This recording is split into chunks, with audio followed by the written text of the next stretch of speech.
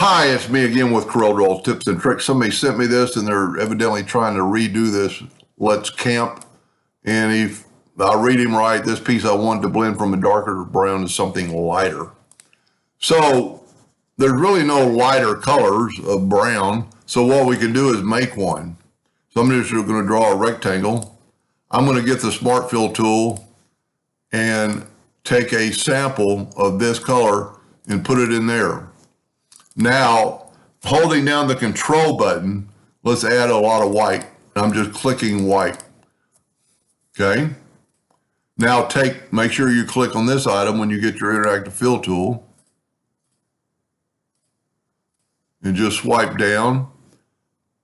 And you can't just move that color, but what you can do is go right here to the eyedropper tool and grab that color.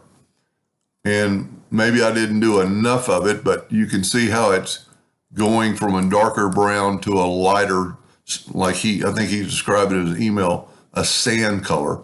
Let's make that a even more so lighter. And let's back up here. You can change the interactive fill tool properties of this by moving this up or down, and that's probably the best way to do it.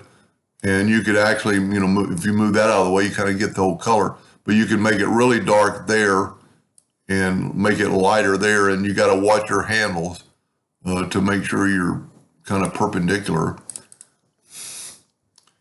That's how I would do it. I hope I understood his question. Hope that helped him. Thank you for watching.